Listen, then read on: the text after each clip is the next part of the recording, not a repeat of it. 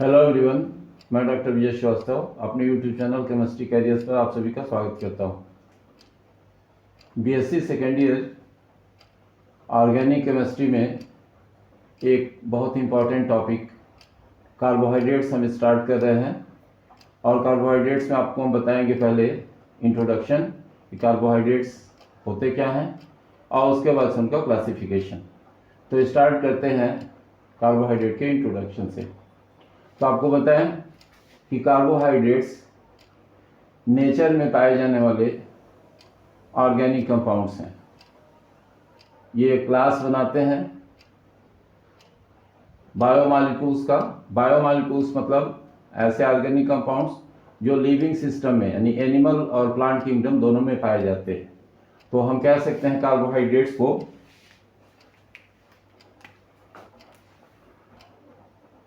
Naturally occurring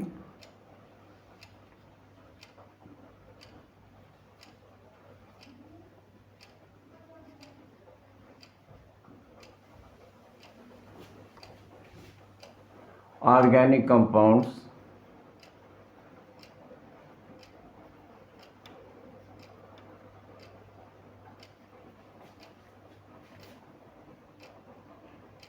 widely distributed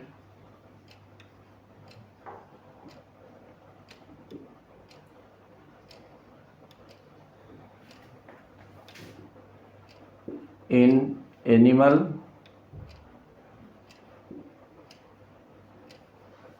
and plant kingdom.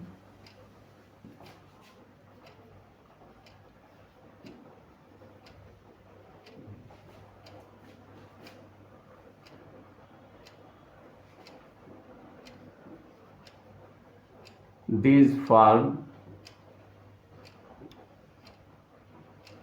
a class of biomolecules.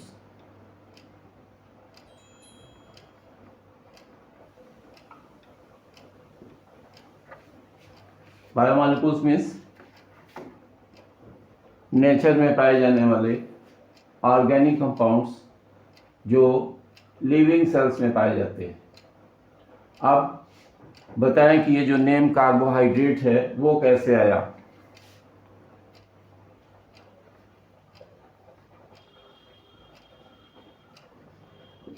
Carbohydrates तो इसे हम कहते हैं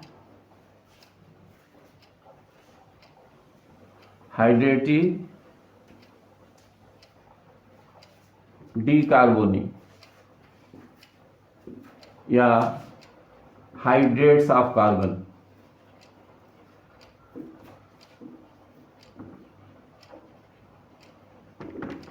मतलब ऐसे ऑर्गेनिक कंपाउंड्स जिनमें हाइड्रोजन और ऑक्सीजन का जो रेशियो होता है वो बिल्कुल वही होता है जो वाटर में हाइड्रोजन और ऑक्सीजन का होता है। और इसलिए जो जनरल फॉर्मूला दिया गया, पहले एलिमेंट्स देखें कि एसेंशियल एलिमेंट्स क्या हैं। इसमें एलिमेंट्स इसमें कार्बन, हाइड्रोजन और ऑक्सीजन। और जो जनरल फॉर्मूला इनका दिया गया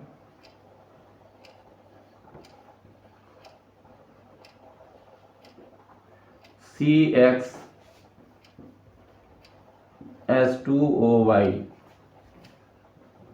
जहां x y के इक्वल हो सकता है या x y के इक्वल नहीं भी हो सकता है। अब देखेंगे इसमें हम एग्जाम्पल्स, कार्बोहाइड्रेट के examples.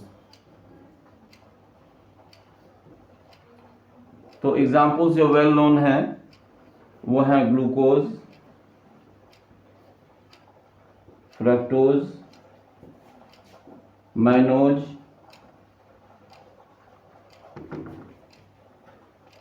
Sucrose,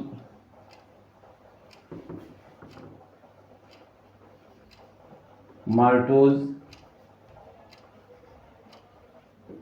lactose, starch, cellulose, glycogen,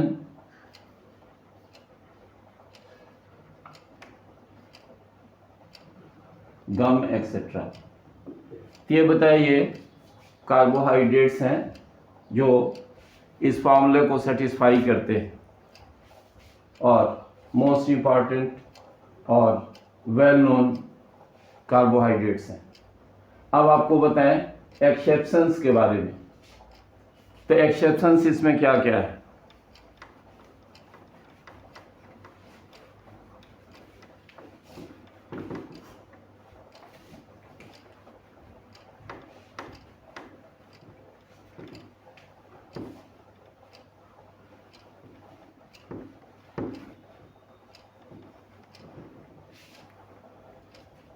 exceptions देखिए,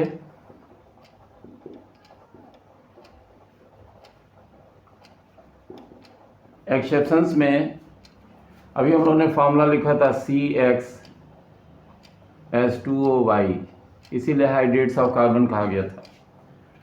जो एक्सेप्शंस हैं उसमें हम बात कर रहे हैं ऐसे ऑर्गेनिक मॉलिक्यूल्स की जो कि कार्बोहाइड्रेट्स तो हैं लेकिन इस फॉर्मूले को सेटिस्फाई नहीं करते हैं। तो ये बता रहे हैं इसमें carbohydrates which do not satisfy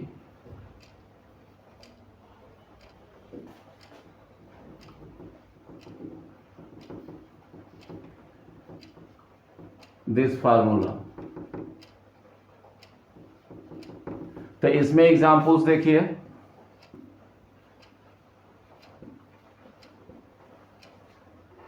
डीऑक्सीरिबोज,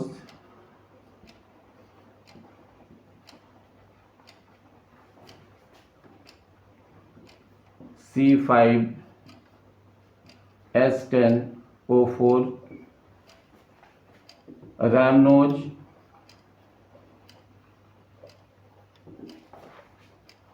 C6H12O5, fucose, also C6H12O5,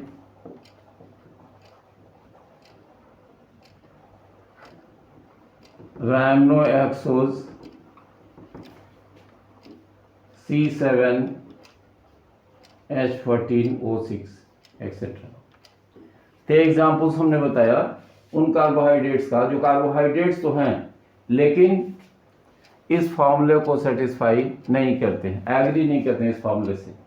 अब सेकेंड टाइप देखते हैं जो कार्बोहाइड्रेट्स नहीं हैं लेकिन इस फॉर्मूले को सेटिस्फाई करते हैं।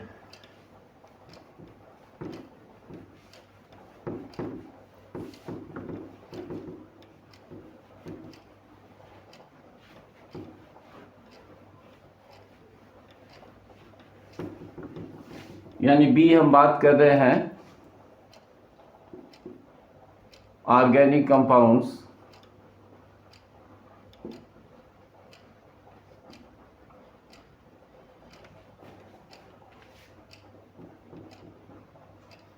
which satisfy the formula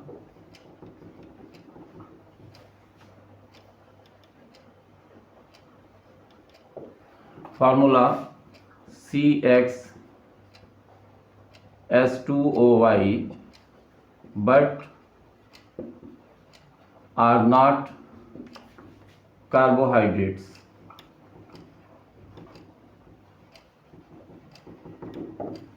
for example करते हैं इसमें फॉर्मल्डिहाइड,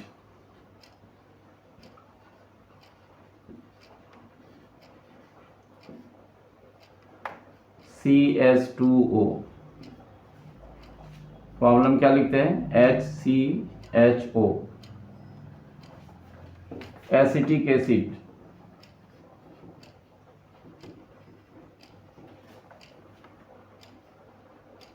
C2H4O2, हम लिखते हैं फॉर्मूला क्या है CH3COOH। उसके बाद से लैक्टिक एसिड,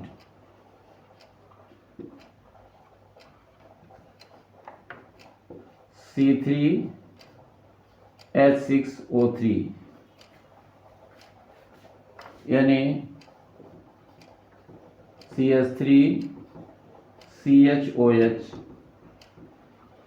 COOH। तो ये बताया आपको कि ये कुछ ऐसे कंपाउंड्स हैं जो कार्बोहाइड्रेट्स नहीं हैं लेकिन इस फार्मूले को सेटिस्फाई करते हैं। ये जो फार्मूला है CXH2OY। तो माना गया कि ये जो डिफिनीशन है कार्बोहाइड्रेट्स की वो बहुत ज़्यादा मीनिंगफुल नहीं है। तो अब प्रॉब्लम ये हुई कि फिर डिफाइन कैसे करें।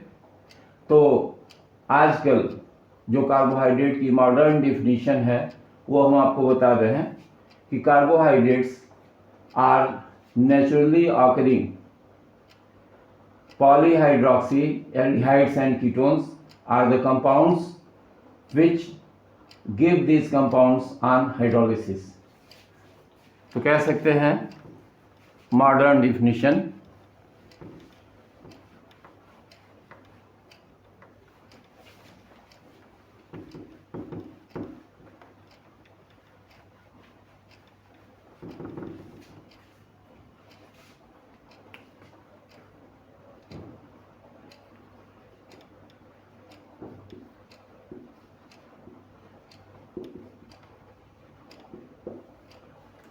कह सकते हैं carbohydrates are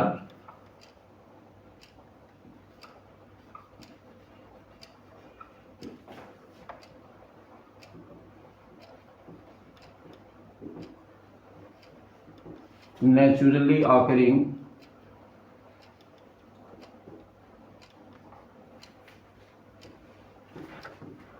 optically active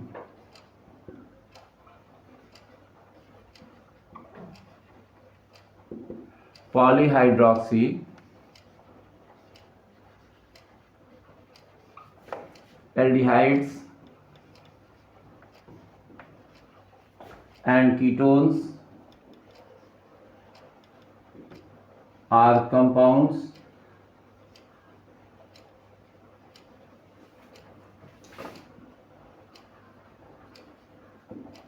which produce them on hydrolysis।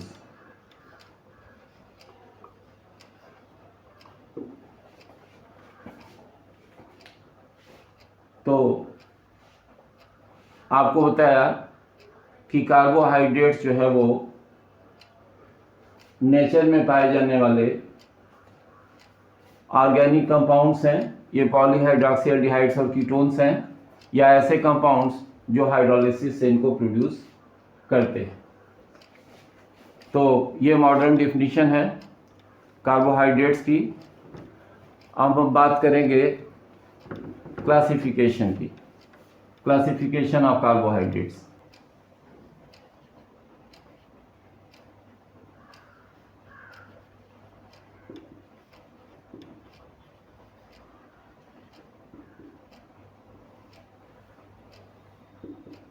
तो क्लासिफिकेशन में कई तरीके से क्लासिफाई किया गया इनको। सबसे पहले बात करें हम लोग अर्लियर क्लासिफिकेशन की।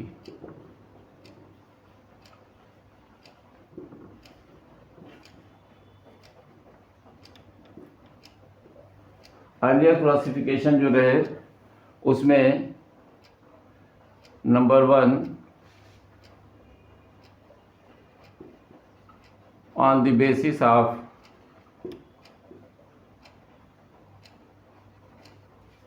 taste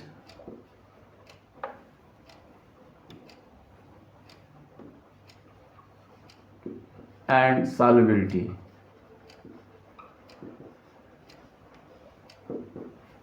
तो टेस्ट और सॉल्युबिलिटी के बेसिस पर कार्बोहाइड्रेट्स को दो पार्ट्स में डिवाइड किया गया।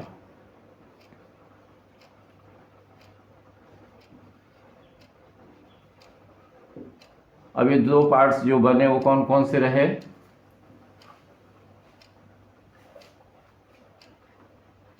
ये हो गए शुगर्स और नॉन शुगर्स।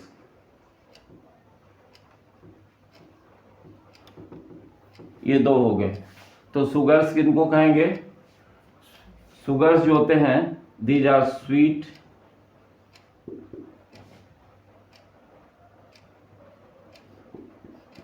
एंड एप्रिशिएबली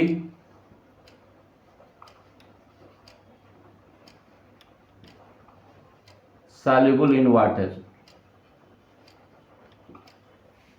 तो शुगर्स जो होते हैं ऐसे कार्बोहाइड्रेट्स है जिनका टेस्ट स्वीट था, जो स्वाद में मीठे रहे और जो वाटर में डिजॉल्व हो जाते हैं।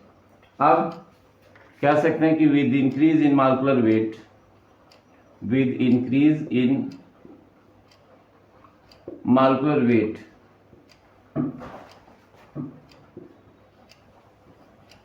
the physical property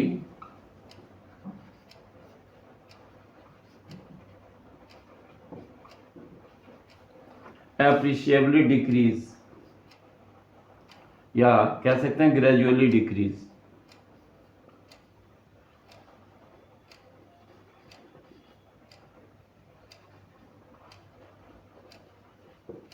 तो कहने का मतलब यह है कि प्रॉपर्टी में कौन सी प्रॉपर्टी ले रहे हैं? स्वीटनेस और सॉल्युबिलिटी।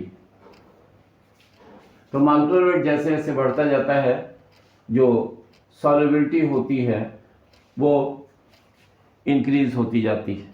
तो शुगर्स में जो एग्जाम्पल्स आए इसके कि आल मोनोसैकेराइड्स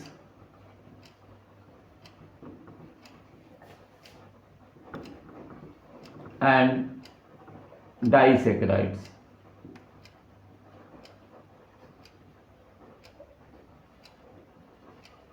सभी मोनोसैकेराइड्स और डाइसैकेराइड्स इसमें आते हैं। अब इसमें एक एक्सेप्शन की बात करेंगे थोड़ा सा, कि एक्सेप्शन में एक नाम आएगा सुक्रोज। तो सुक्रोज जो होता है वो क्यों एक्सेप्शन कर रहे हैं? सॉल्युबल है वाटर में, ग्लूकोज और फ्रक्टोज की तरह से या मैनोज की तरह से वाटर सॉल्युबल है, लेकिन स्वीटनेस जो होती है इसकी ग्लूकोज और फ्रक्टोज से ज़्यादा होती है, sweeter than glucose and fructose.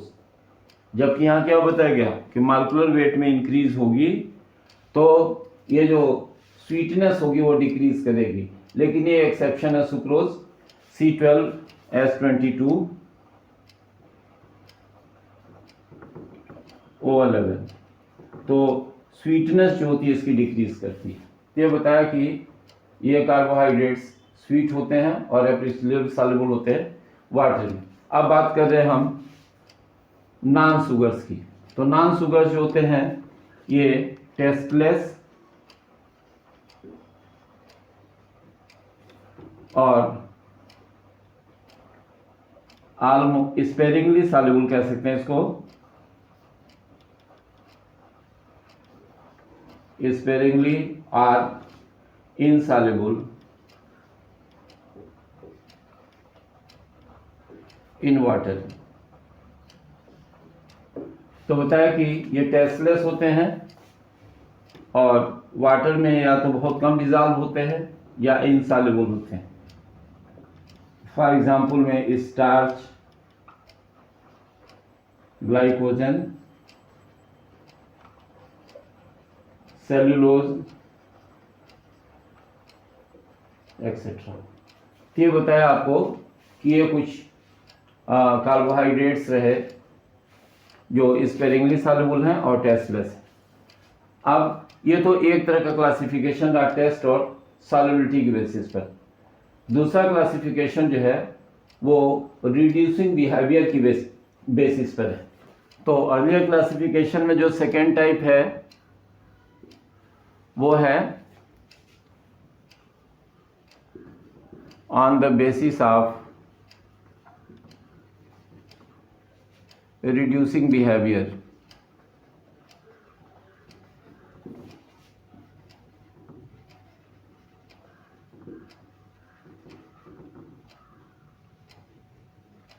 Reducing behaviour की बेसिस पर। अब चाहे प्रकृति की बेसिस पर। तो इस बेसिस पर जो कार्बोहाइड्रेट्स हैं,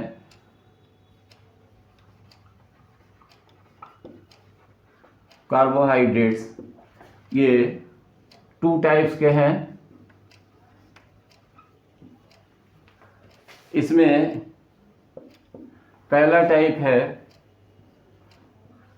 reducing sugars.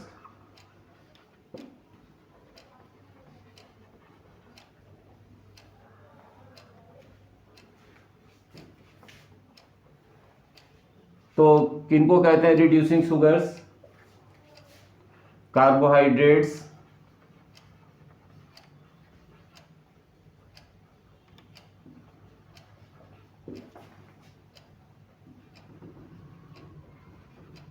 which reduce tolerance reagent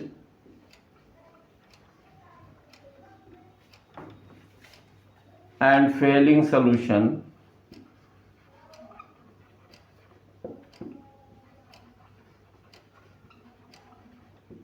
are called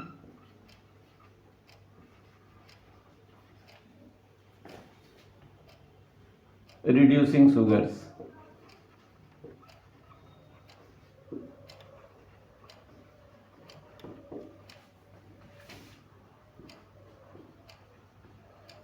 reason क्या है इसका?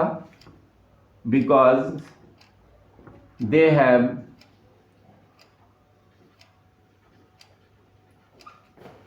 Free functional groups.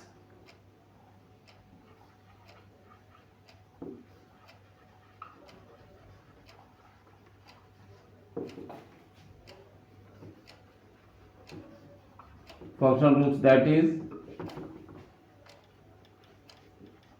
CHO and CO। मतलब कह रहे हैं कि ऐसे कार्बोहाइड्रेट्स जो टॉलरेंस रिएजेंट और फेलिंग सॉल्यूशन को रिड्यूस करते हैं वो रिड्यूसिंग कार्बोहाइड्रेट्स कहलाते हैं, रिड्यूसिंग शुगर्स कहलाते हैं। और इसका रीज़न ये है कि इनमें जो फंक्शनल ग्रुप है एल्डिहाइड और कीटोन ये फ्री होते हैं। एग्जाम्पल्स में कर सकते हैं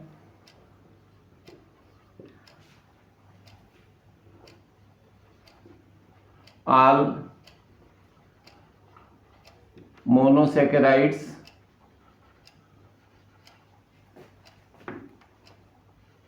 and disaccharides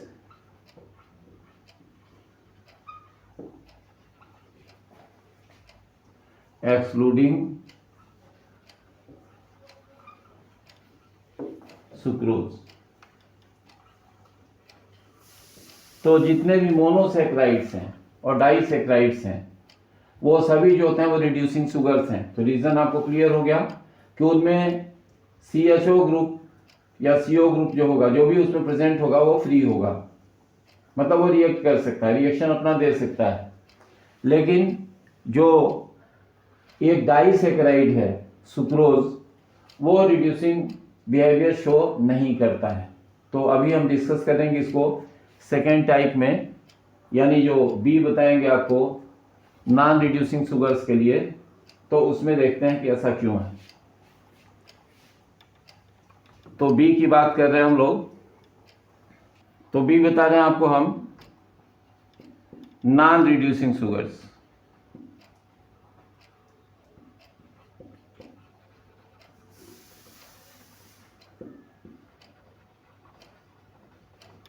non reducing sugars तो क्या बताएंगे? Carbohydrates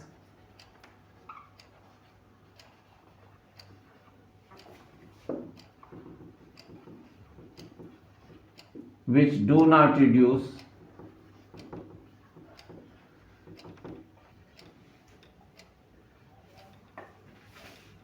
tolerance reagent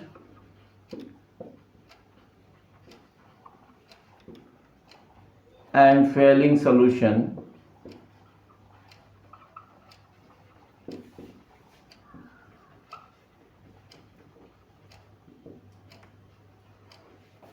are called non-reducing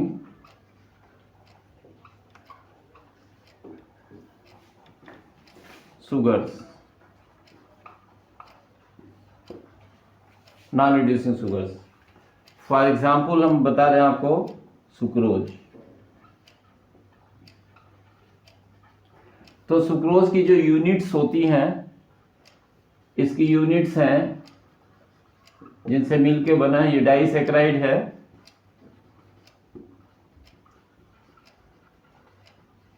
formula आपने लिखा C12H22O11। तो इसकी यूनिट्स हो गई डी ग्लूकोज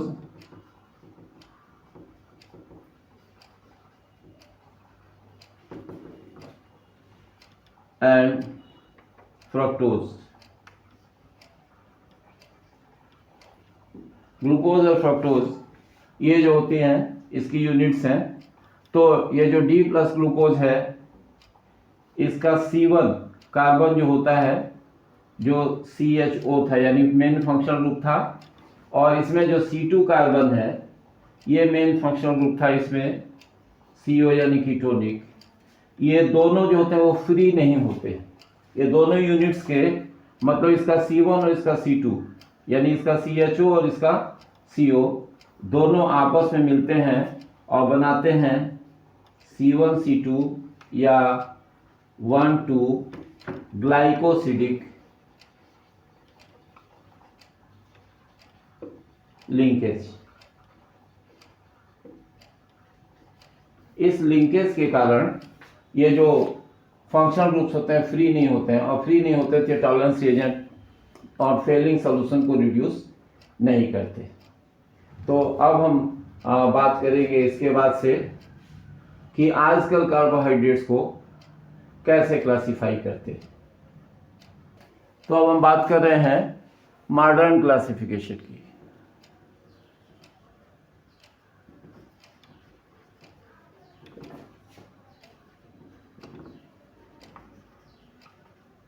आजकल कैसे क्लासिफाई करते हैं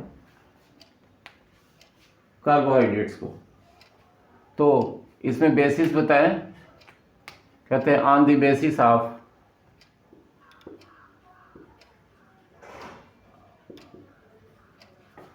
हाइड्रोलिसिस। तो हाइड्रोलिसिस की बेसिस पर कार्बोहाइड्रेट्स को आजकल डिवाइड करते हैं, क्लासिफाई करते हैं।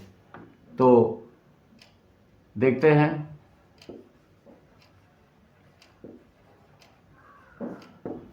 तो हाइड्रोलिसिस की बेसिस पर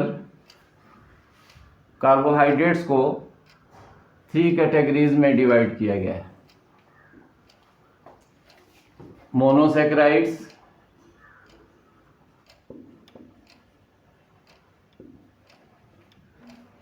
ओलिगोसैकेराइड्स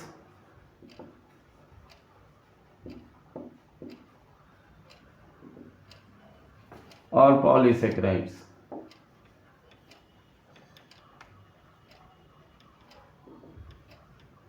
तीन तरह से। तो मोनोसैकेराइड्स जो होते हैं वो सिंपलेस्ट कार्बोहाइड्रेट्स हैं।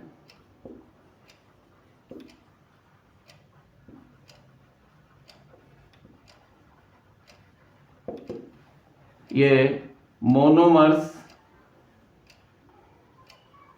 और बिल्डिंग यूनिट्स हैं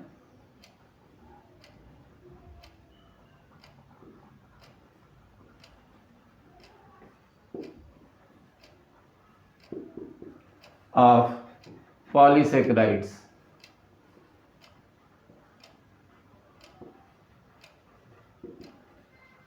तो ये बताया कि ये सिंपलेस्ट कार्बोहाइड्रेट्स हैं और ये यूनिट्स का काम करते हैं ये पॉलीसैकेराइड्स के फॉर्मेशन में, इवन ओलिगोसैकेराइड्स के फॉर्मेशन में, और ये हाइड्रोलाइज नहीं होते हैं, डू नॉट हाइड्रोलाइज फर्दर। माने अब आप चाहें कि फिर से इनको हाइड्रोलाइज कर दें, हाइड्रोलिसिस से मिलते हैं। ओलिगोसैकेराइड्स और पॉलीसैकेराइड्स की हाइड्रोलिसिस कराएंगे तो ये मोनोसैकेराइड्स मिलते हैं। अब इन्हें हम सिंपल शुगर्स भी कह सकते हैं।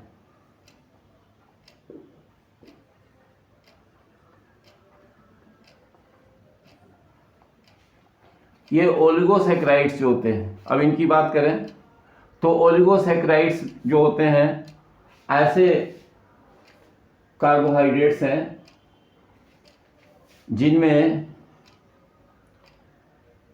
2 to 10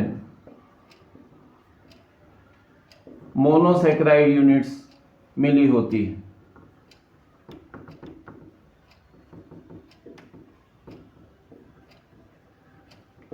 मतलब कह सकते हैं oligosaccharides are those carbohydrates which are composed of 2 to 10 monosaccharide units are monosaccharide molecules.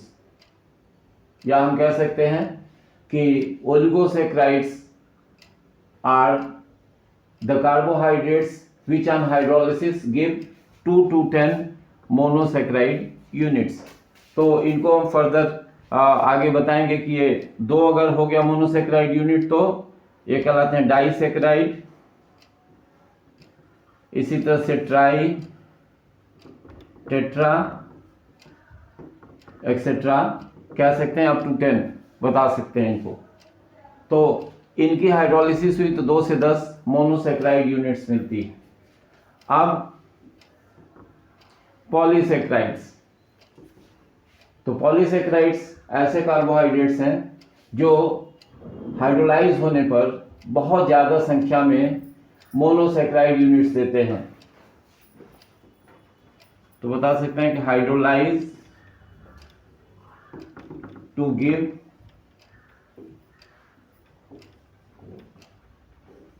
a large number of monosaccharide units।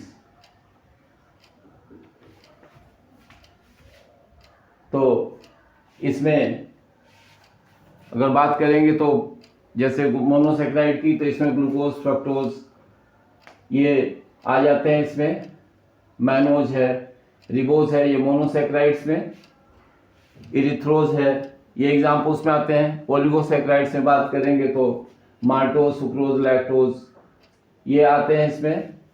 और पॉलीसैकेराइड्स में आपको बताएं कि starch, cellulose, glycogen, gum etcetera ये जो होते हैं वो पॉलीसैकेराइड्स में आते हैं।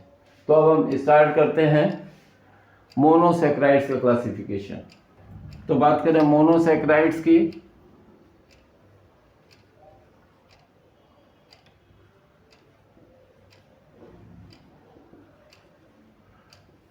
तो मोनोसैकेराइड जो है ये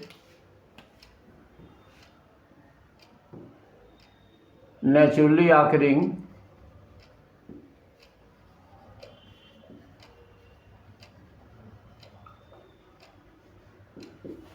ऑप्टिकली एक्टिव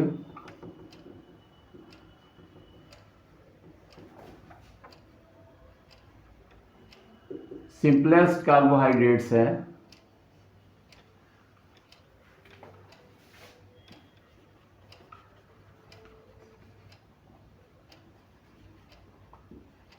हाइड्रेट्स। कह सकते हैं कि these are polyhydroxy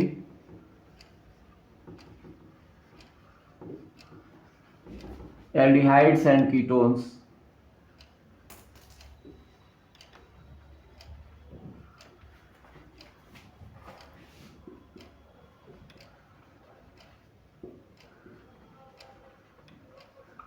which do not hydrolyze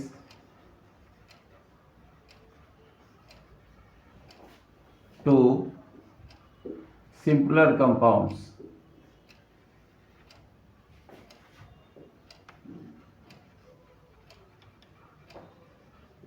तो कह रहे हैं कि नेचर में पाए जाने वाले ऑप्टिकली एक्टिव पॉलीहाइड्रोक्सी एल्डिहाइड्स और कीटोन्स जिनकी फर्दर हाइड्रोलिसिस नहीं होती है, जो सिंपलर अपने से सिंपल कंपाउंड्स में ब्रेक नहीं होते, हाइड्रोलाइज नहीं होते, वो कहलाते हैं मोनोसैकेराइड्स।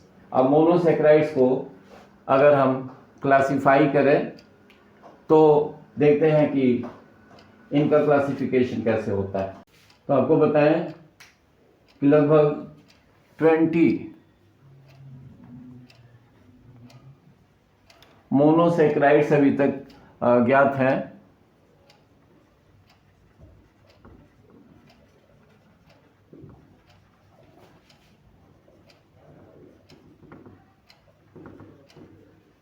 ये जो बात कर रहे हैं मोनोसेक्राइड्स की, ये नेचुरली ऑकरिंग की बात कर रहे हैं, नेचर में पाए जाने वाले।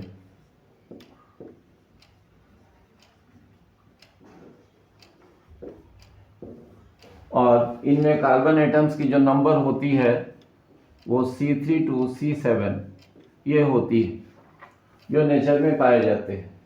तो अब बात करेंगे इनके क्लासिफिकेशन की, लेकिन आपको पहले बता दें कि जनरल फॉर्मूला क्या रिप्रेजेंट करते हैं इनका, क्योंकि इसके विषय में थोड़ा सा लास्ट में डिस्कस करेंगे। जनरल फॉर्मूला लिखते हैं इनका CnH2nOn। इसमें n की वैल्यू हम बाद में डिस्कस करेंगे आपसे, पहले क्लासिफाई करते हैं हम मोनोसेक्राइड्स को। तो क्लासिफिकेशन में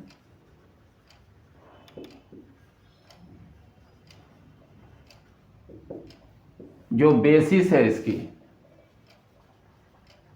दो बेसिस है। Number 1 number of carbon atoms,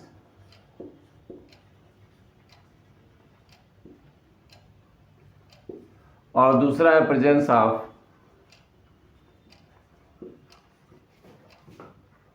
functional group, या कह सकते हैं इसे नेचर ऑफ फंक्शनल ग्रुप।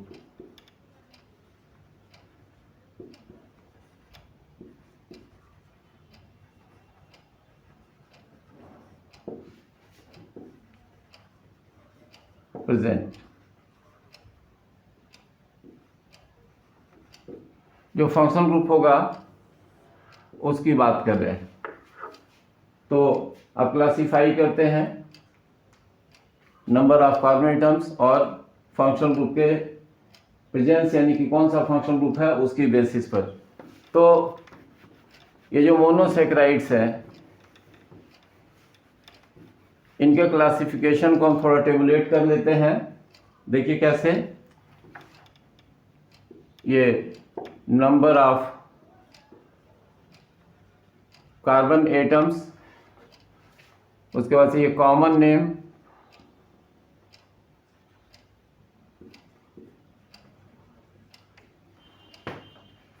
और फिर फंक्शनल ग्रुप की बेसिस पर। जैसे फंक्शनल ग्रुप में हम बात कर रहे हैं या तो CHO होगा, मतलब एल्डिहाइड,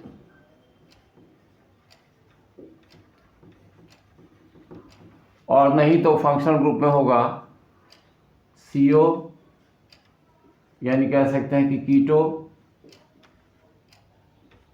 तो इस बेसिस पर क्लासिफाई करेंगे। तो CHO ग्रुप अगर है तो एल्डोजेज, और CO ग्रुप है तो कीटोजेज।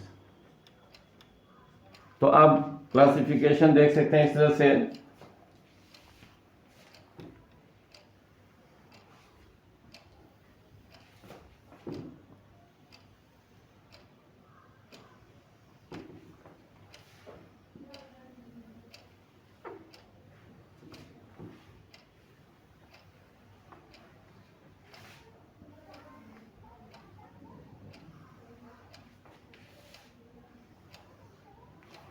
तो कार्बन एटम्स की नंबर जो थी वो 3, 4, 5, 6, 7, 3 to 7, और कॉमन नेम जो होगा नंबर ऑफ कार्बन एटम्स की बेसिस पर 3 कार्बन वाले को बोलेंगे ट्राइयोज या ट्राइयोजेज हो गए, 4 हो गए तो टेट्रोजेज,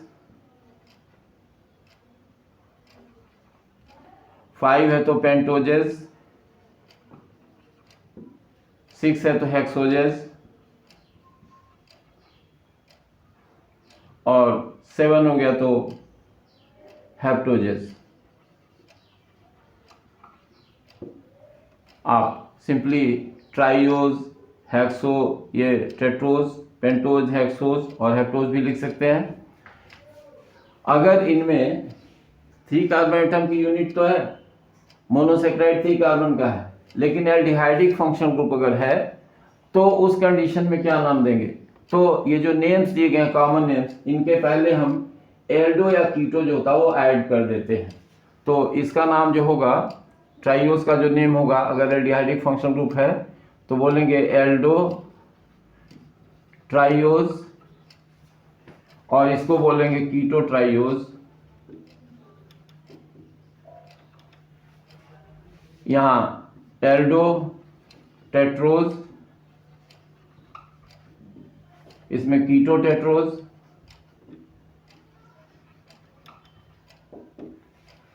Aldo pentose,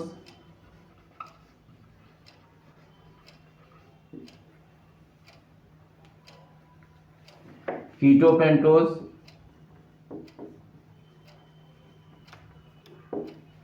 Aldo hexose,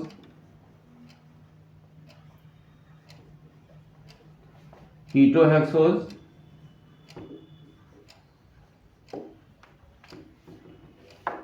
Aldo heptose,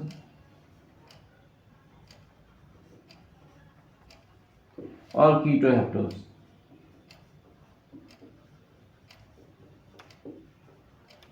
ये बताए क्लासिफिकेशन के हिसाब से कि कॉमन नेम्स के हिसाब से तो हमने कहा इनको ट्राइयोज, टेट्रोज, पेंटोज, हेक्सोज, हेप्टोज, लेकिन फंक्शनल ग्रुप के हिसाब से अगर स्पेसिफाई किया तो एल्डिहाइडिक फंक्शनल ग्रुप है तो सबके पहले एल्डो, और अगर कीटोनिक फंक्शनल ग्रुप है तो कीटो ऐड कर देते हैं। अब हम देखते हैं हर एक के कुछ एग्जाम्पल्स, मतलब जो एल्डो ट्राइयोज, कीटो ट्राइयोज हैं, यानी 3, 4, 5, 6, 7 कार्बन एटम्स वाले जो मोनोसेक्राइड्स हैं उनके कुछ एग्जाम्पल्स देखते हैं। तो एग्जाम्पल्स देख रहे हैं,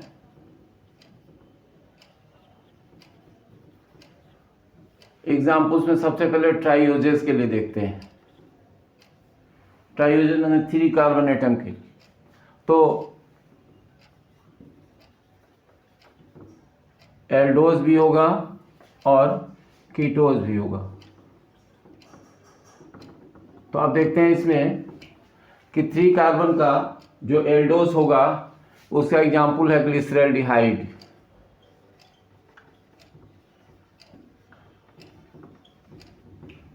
फॉर्मूला जो लिखेंगे CHO, CHOH,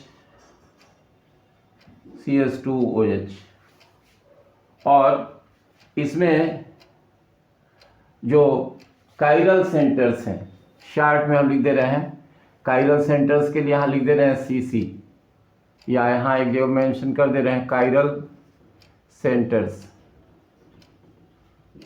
इनकी नंबर को हम मेंशन कर रहे हैं, यहाँ एब्रिविएशन में यहाँ CC लिख दे रहे हैं,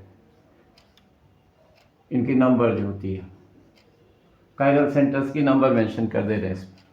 तो ये हो गया ग्लिसरैल्डिहाइड, इसमें एक काइरल सेंटर है, और इसमें हो गया डाइहाइड्रोक्सी एसीटोन।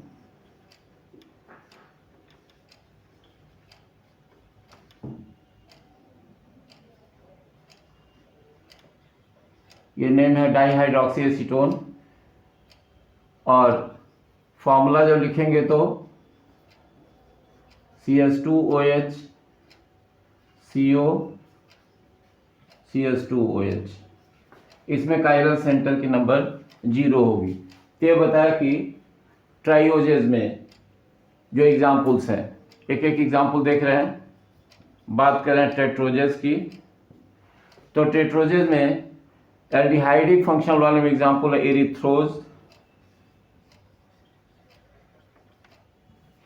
और इसमें एग्जाम्पल है एरिथ्रोलोज।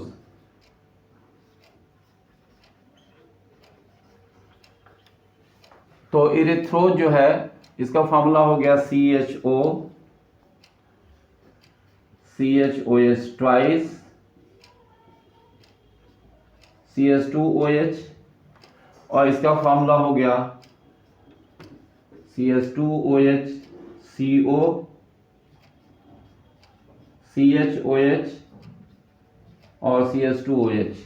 इसमें काइरल सेंटर्स की नंबर 2 और इसमें काइरल सेंटर्स की नंबर 1। तो ये बताया कि ट्राइयोजेज और टेट्रोजेज के बारे में।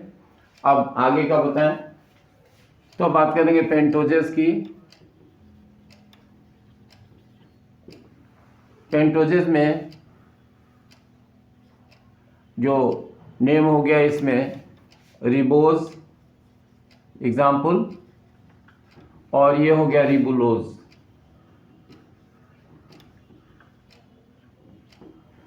तो रिबोज 5 कार्बन ये मोनोसेक्राइड हुआ, फॉर्मूला हो गया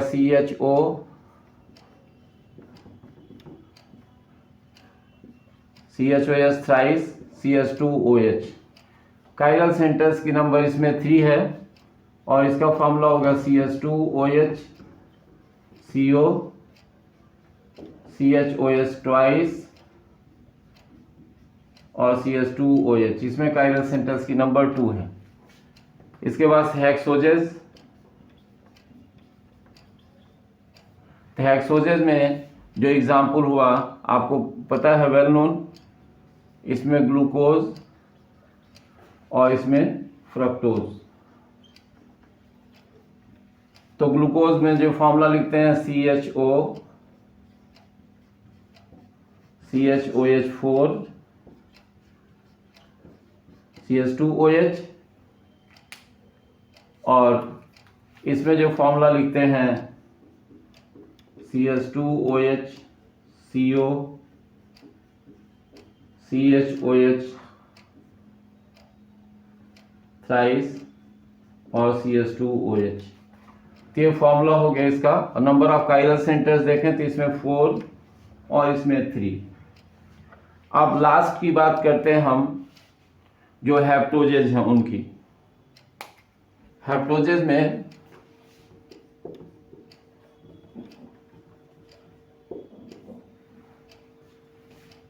एल ग्लिसरो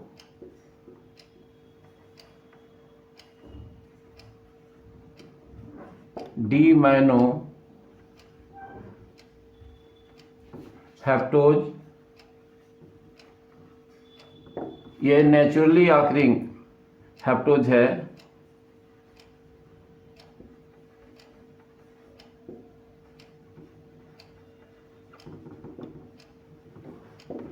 और फॉर्मूले में C7H14O7 और कायरल सेंटर्स की नंबर 5, और इसका एग्जाम्पल है सीडो हैप्टुलोज। फॉर्मूला वही होगा C7H14O7। इसमें एल्डिहाइडिक फंक्शन, इसमें कीटोनिक फंक्शन, और इसमें कायरल सेंटर्स की नंबर 4। तो इस तरह से हम लोगों ने देखा कि एग्जाम्पल्स क्या हैं इसके। अब इसके बाद से थोड़ी बात करेंगे फार्मूला की। हमने फार्मूला बताया था ग्लूकोज का मोनोसेक्राइड का CnH2nOn। आपको बताएं कि n की नंबर जो होती है, n जो होता है वो 2 to 10 होता है। तो आप कहेंगे कि हमने तो क्लासिफिकेशन में 3 to 7 बताया। तो जो 3 to 7 बताया वो नेचुरली ऑकरिंग है। जिनको नहीं मेंशन किया वो सिंथेटिक ओरिजिन के हैं, यानी उनको सिंथेसिस करके बनाया गया है। जैसे N=2 के लिए ग्लाइकोल्डिहाइड,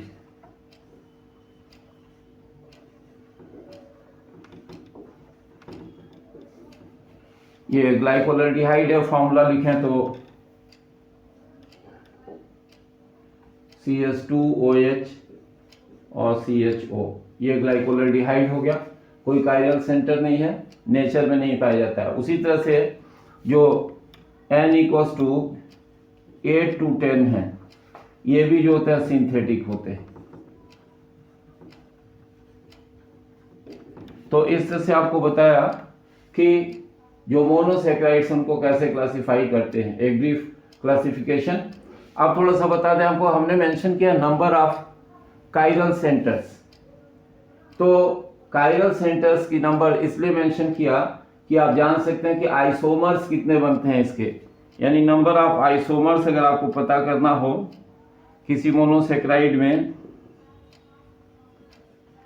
तो इसका फॉर्मूला होता है 2 to the power n, यानी n जो होता है नंबर ऑफ कायरल सेंटर्स।